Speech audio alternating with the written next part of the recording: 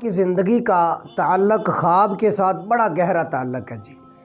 یعنی خواب انسان کو بتا دیتے ہیں کہ انسان زندگی کے کس راستے پر چل رہا ہے، اچھائی کے راستے پر، برائی کے راستے پر. بلکہ زندگی تو کیا، زندگی کے جانے کے بعد، فوت ہونے کے بعد بھی انسان قبر میں چلا جاتا ہے تو پھر بھی خواب کے ذریعے بندے کو اندازہ لگایا جا سکتا ہے کہ بندہ کس حالت کے اندر ہے. چنانچہ حدیث مبارکہ میں آتا ہے کہ حضرت عائشہ صدیقہ رضی اللہ تعالیٰ عنہ، یہ روایت ترمذی شریف کے اندر موجود ہے،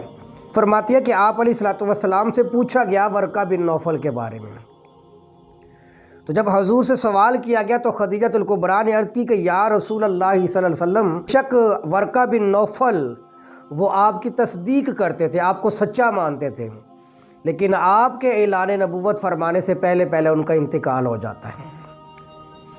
چونکہ حضرت خدیجہ الکبریٰ رضی اللہ تعالیٰ عنہ کی حمایت میں بولی ہیں ورقہ بن نوفل میں، اس کی وجہ یہ تھی کہ وہ خدیجہ الکبریٰ کے چچا زاد بھائی تھے، اور یہ ورقہ بن نوفل وہی ہے کہ جب سرکار دو عالم صلی اللہ علیہ وسلم پر غار حرا کے اندر پہلی وحی آئی تھی، اور آپ علیہ الصلوۃ والسلام بڑے پریشان ہو کر جب گھر میں تشریف لاتے ہیں تو خدیجہ الکبریٰ جس شخص کے پاس لے کر آپ علیہ الصلوۃ والسلام کو گئی تھی نا، وہی ورقہ بن نوفل ہی تھے. چونکہ وہ عیسائیت کے مذہب پر تھے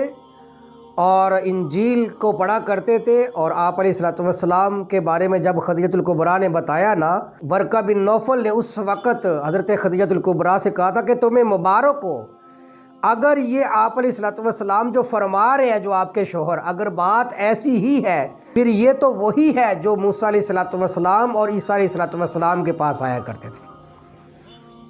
یعنی ورقہ بن نوفل نے خدیجہ الکبریٰ کو مبارکباد دے دی کہ یہ تو اللہ کے نبی اور رسول کے پاس آتا ہے جو ابھی آج غار حرا کے اندر ہے. تو یہ دلالت کر رہا ہے کہ آپ کے شوہر جو ہے وہ اللہ تعالیٰ کے نبی اور رسول بنیں گے. یہ خبر ورقہ بن نوفل نے خدیجہ الکبریٰ کو دی تھی جب حضور کو لے کر خدیجہ الکبریٰ ورقہ بن نوفل کے پاس گئے تھے. انہی کے بارے میں پوچھا گیا، حضور ان کے بارے میں بتائیں. تو آپ علیہ الصلوۃ والسلام نے فرمایا کہ میں نے خواب کے اندر دیکھا ہے ورقہ بن نوفل کو، میں نے خواب کے اندر دیکھا ورقہ بن نوفل کو کہ اس نے سفید لباس پہنا ہوا ہے. اور پھر آگے مزید آپ علیہ الصلوۃ والسلام نے ارشاد فرمایا کہ لو کان من اہل النار، اگر ورقہ بن نوفل جہنم کے اندر ہوتا نا تو پھر اس کے اوپر سفید لباس نہ ہوتا ہے. تو آپ علیہ الصلوۃ والسلام نے سفید لباس کو جنتی ہونے کی نشانی فرمایا ہے. اس لیے علماء معبرین فرماتے ہیں کہ اگر کوئی بندہ دنیا سے چلا جائے اور اس بندے کو خواب کے اندر دیکھا جائے کہ اس کے اوپر سفید لباس ہے،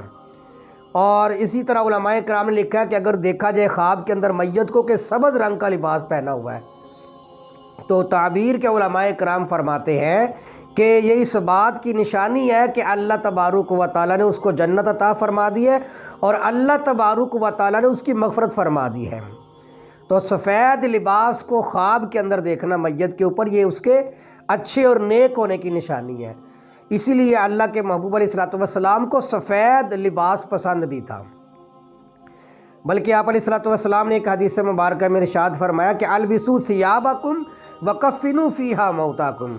تم سفید لباس کو پہنا کرو اور اپنے مردوں کو بھی سفید لباس کے ساتھ کفن دیا کرو. تو سفید لباس آپ علیہ الصلوۃ والسلام کو پسند بھی تھا، اور آپ علیہ الصلوۃ والسلام نے اپنی امت کو ترغیب بھی دی ہے،